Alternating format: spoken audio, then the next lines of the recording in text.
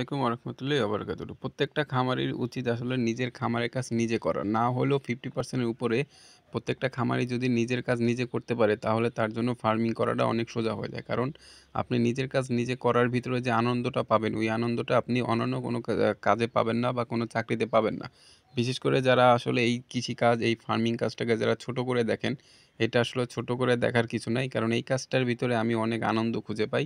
এবং এই কাজটা আমার অনেক ভালো লাগে। বিশেষ করে অন্যের কাছে আসলে চাকরি করার থেকে, অন্যের কাছে দায় ঠেকা থেকে নিজের কাজ নিজে করা বা কৃষিকাজ করা এইখান থেকে যতটুকু আর্নিং হয় এতটুকুই আমি সন্তুষ্ট। কারণ আপনারা অনেকে এই কাজগুলারে অনেক ছোটভাবে ছোটভাবে ভাবেন, অনেক ছোটভাবে দেখেন। তো এইগুলার আসলে ওরকমভাবে ছোট করে দেখার কিছু নাই। আমাদের এইখানে প্রতিনিয়ত আমরা কিন্তু ভিডিওতে দেখেন আমরা বিভিন্ন ধরনের কাজ করে থাকি। ফার্মিং বিষয় হচ্ছে আপনাকে এইখানে যদি আপনি আপনার নিজের কাজ নিজে করতে পারেন, আসলে এই কাজগুলো আপনি অন্যান্য কাউকে দিয়ে করাইতে পারবেন না। কারণ ফার্মিং কাজ, কৃষিকাজ এগুলো আপনার নিজের করতে হবে। আপনি যদি অন্যের উপরে ভরসা করেন তাহলে এই সেক্টর থেকে আপনি খুব দ্রুত হারিয়ে যাবেন। কারণ হচ্ছে এই কাজগুলো আপনার নিজের কাজ যদি আপনি নিজে না করেন, আপনার নিজের মন মতো হবে না।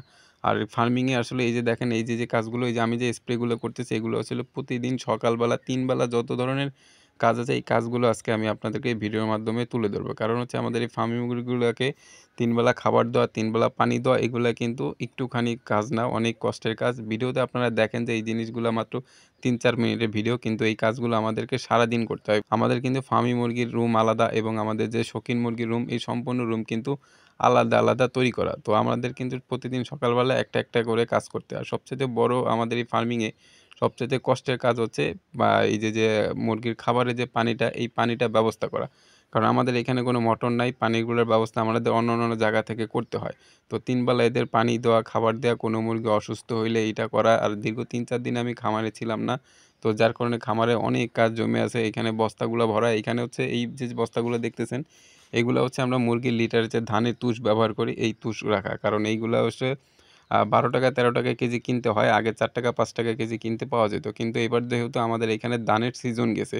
তো এই সিজনে আমি আমার পরিবারকে বা আশেপাশে যারা সবাই যারা ধান চাষ করছে তাদের কাছ থেকে আমি এগুলা নিয়ে আসছি। আর ৩ বেলা আসলে এই যে খামার পরিষ্কার করবেন, এইটা আসলে আপনি যতটুকু মনোযোগ দিয়ে পরিষ্কার করতে পারবেন, আপনার জিনিস কিন্তু অন্য কেউ এতটা মনোযোগ দিয়ে পরিষ্কার করবে না। আপনি এটার প্রতি যতটুকু যত্ন নিতে পারবেন, ততটার যত্ন কিন্তু অন্য কেউ নিতে পারবে না। সুতরাং আপনারা চেষ্টা করবেন আপনাদের খামারের নিজের কাজ নিজে করার। আপনি নিজের কাজ নিজের মন মতো করবেন, এটার ভিতরে আপনি আনন্দ খুঁজে পাবেন।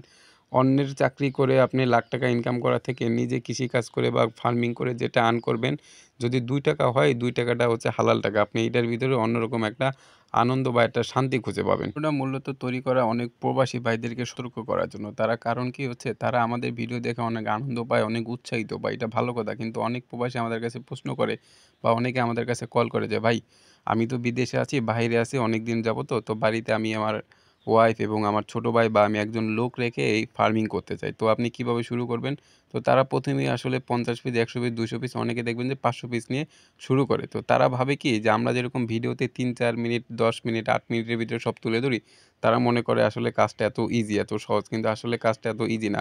আপনি দূর থেকে যেটা দেখতেছেন কাজ থেকে ওটা আরো অনেক কঠিন। আপনি নিজের কাজ নিজে না করলে আপনি আপনার ওইটার মন মতো করতে পারবেন না। আপনার জিনিসের প্রতি যত্ন আপনি ছাড়া অন্য কেউ নিবে না। এটা একটা মুরগি অসুস্থ হইছে এটা কিন্তু আপনি ছাড়া অন্য কেউ বুঝবে না। কারণ আপনি এটার পিছনে ইনভেস্ট করতেছেন।